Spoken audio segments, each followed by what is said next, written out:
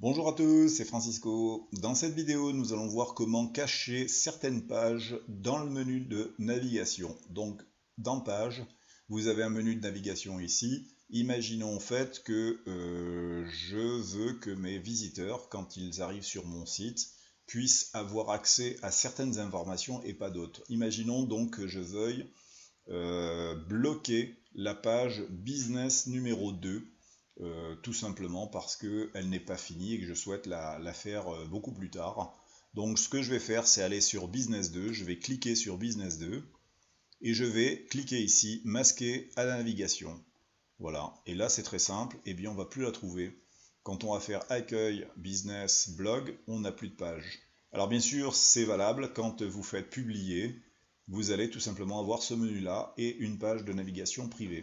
Alors ça peut donner des possibilités justement quand vous faites ce qu'on appelle un site avec un menu unique, par exemple l'accueil, vous pouvez faire par exemple obliger les personnes à lire l'ensemble de ou voir la vidéo d'accueil et avoir par exemple un bouton dessous votre vidéo qui va ouvrir la page derrière le business 1 ici, et donc ça va conduire la personne de votre accueil à l'obligation de lire et ne pas se promener sur votre menu. Donc elle n'aura que l'accueil à disposition. Ensuite, une fois qu'elle a vu la vidéo, elle va pouvoir cliquer pour passer à l'étape 2 et ainsi de suite. Et donc dans toutes les pages, par exemple en fin de page, vous pouvez avoir éventuellement un petit bouton qui permet de passer à la section suivante. Si vous souhaitez faire par exemple un système de formation ou un système de ce qu'on appelle une forme d'entonnoir automatique où vous obligez les personnes à voir la vidéo de présentation, voir comment on s'inscrit, etc.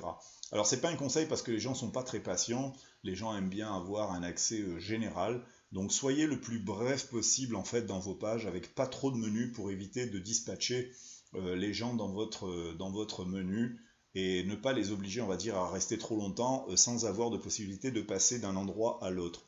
Donc c'est bien de le faire une ou deux fois, mais pas tout le temps, parce que si vous avez un menu avec 10 pages et 10 obligations de cliquer sur le menu d'après, à un moment donné, vous êtes obligé de revenir au début pour visiter l'ensemble du site, donc vous pouvez être sûr que les personnes ne resteront pas très longtemps.